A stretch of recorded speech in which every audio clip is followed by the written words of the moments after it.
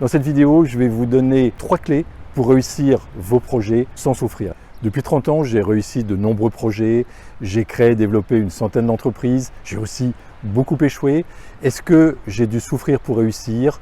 Dans un premier temps, la réponse est oui, mais je suis aperçu que le succès n'est pas durable lorsqu'il est réalisé dans la force. Depuis que je travaille sur moi, depuis une dizaine d'années, je souffre moins, je force moins et pourtant j'ai la sensation de réaliser davantage de projets. Aujourd'hui, lorsque je n'ai pas envie de faire quelque chose, je ne le fais pas, donc je ne me force plus. Est-ce que ça veut dire que je ne fais pas d'efforts? Non, ça demande une certaine discipline, ça demande de la volonté, ça peut demander également des sorties de zone de confort, mais ça ne me demande plus de souffrance. La première clé que j'aimerais vous partager, c'est d'éviter de forcer pour atteindre vos objectifs, en arrêtant d'être dans le « je veux »,« il faut »,« je dois absolument ». C'est ce que je faisais dans la première partie de ma vie d'entrepreneur. Quand j'avais décidé quelque chose, mon ego, lorsqu'il voulait quelque chose, il obtenait coûte que coûte. Et ça fonctionnait, je réussissais à aller au bout de mes projets, mais souvent ce n'était pas durable.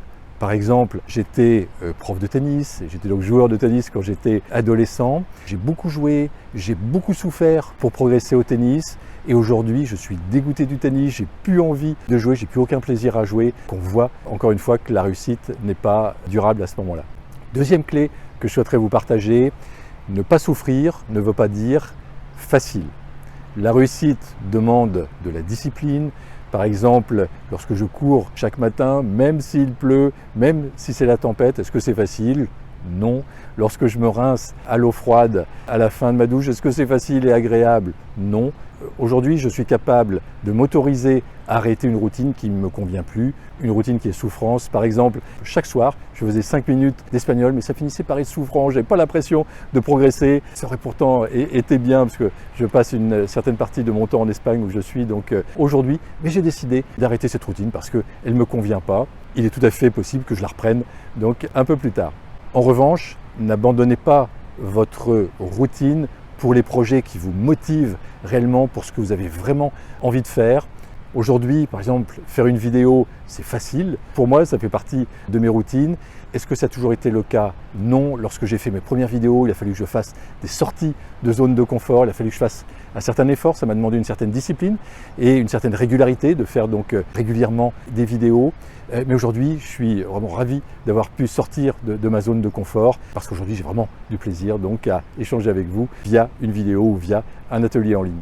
Autre exemple, je prenais du sucre, beaucoup de sucre avec le café. J'ai décidé d'arrêter le sucre pour avoir une meilleure hygiène alimentaire. Au départ, ça a été difficile, ça m'a demandé une certaine discipline. Et aujourd'hui, je serais incapable de revenir en arrière, je serais incapable de remettre du sucre dans le café. Donc, discipline, oui, mais souffrance, non.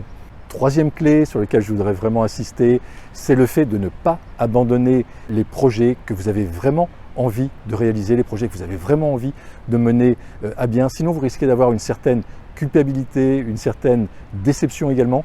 Et la déception que vous allez avoir pourra même être supérieure à l'effort que vous allez réaliser lorsque vous allez mettre en place cette routine. Il n'est donc pas utile de souffrir pour réaliser vos projets, vos grands projets. En revanche, écoutez vos envies, écoutez votre élan. Si vous souhaitez aller plus loin, j'ai tourné une vidéo dans laquelle j'explique comment vaincre sa timidité avec facilité également, sans souffrir. Rappelez-vous qu'il n'est jamais trop tard pour se transformer et réaliser ses projets. Je vous souhaite le meilleur et je vous dis à très bientôt.